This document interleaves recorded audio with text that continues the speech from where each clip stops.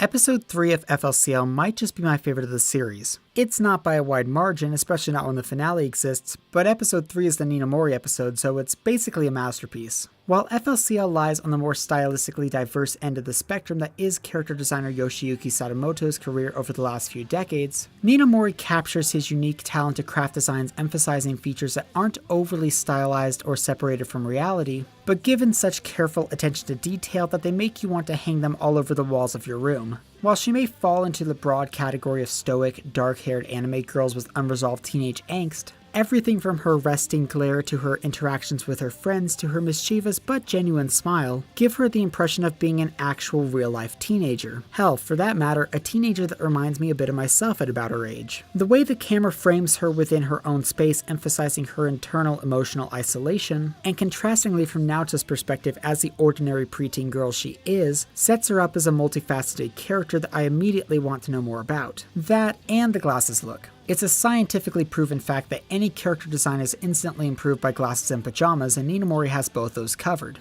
But I'm getting sidetracked here. Of course, FLCL's character writing is thoroughly convincing across the board, extending far beyond Ninamori. While the series is known for its eccentric sci-fi humor, thrilling action cuts, and addictive soundtrack, once you strip it of its outer aesthetic layers, the characters all act just like you would expect weird, moody, emotionally, and sexually confused pubescent teenagers to act, creating a potent chemistry of thematic realism and hyperactive visual absurdism that works out perfectly for me, and Ninamori is just one of many examples of that in action. However, what's even more notable than her sharp design and down-to-earth personality is that her character arc effectively embodies one of the concepts FLCL most thoroughly attempts to examine, that being the concept of self, how we understand who we are, how we're understood by others, and how it relates to coming of age.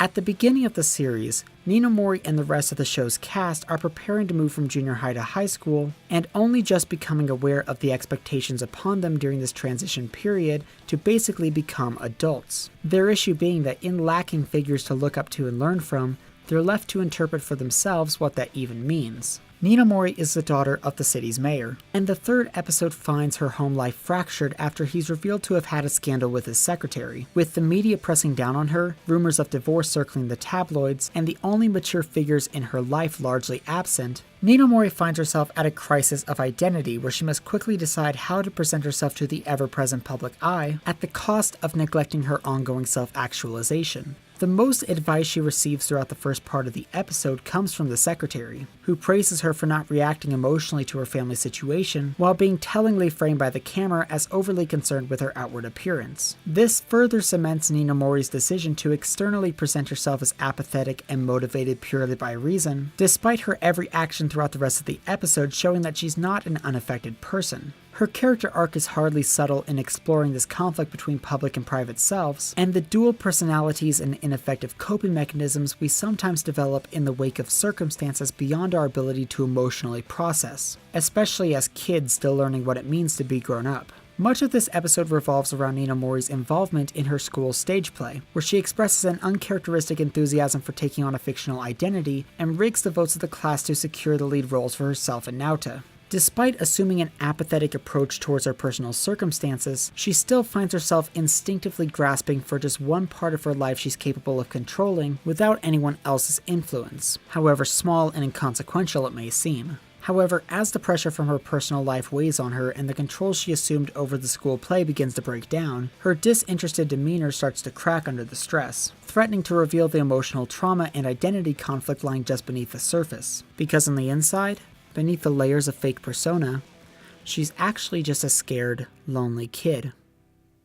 And then an alien comes out of her head and, destroys half the school.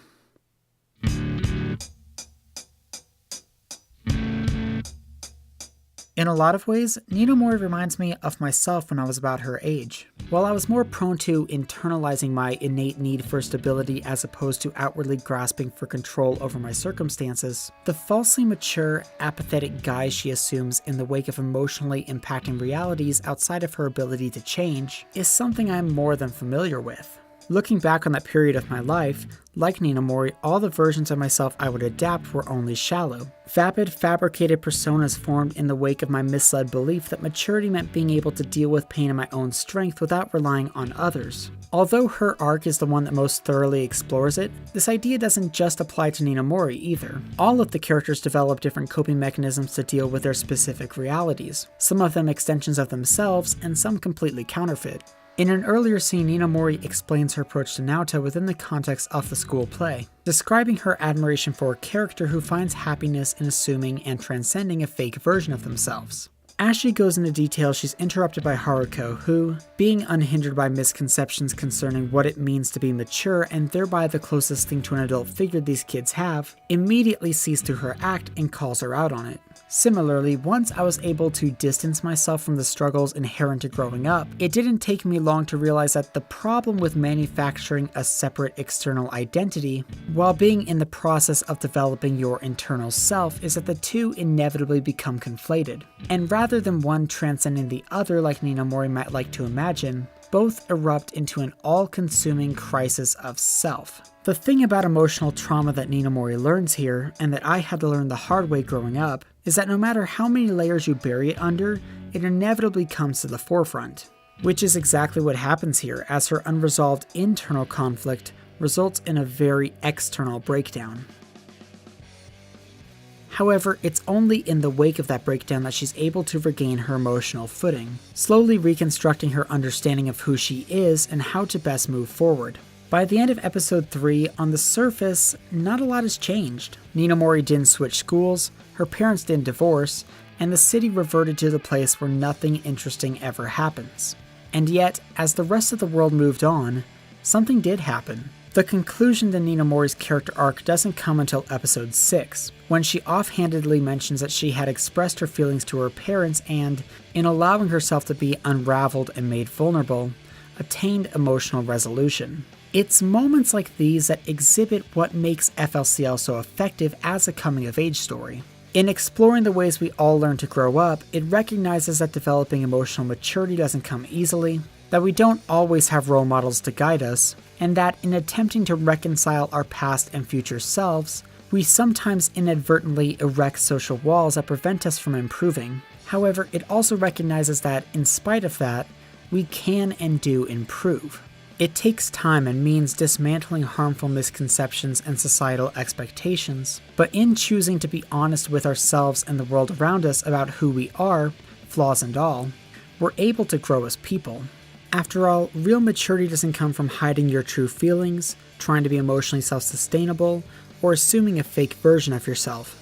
For Ninamori, it came from realizing that to feel pain is to be human, and to be human is to never be alone.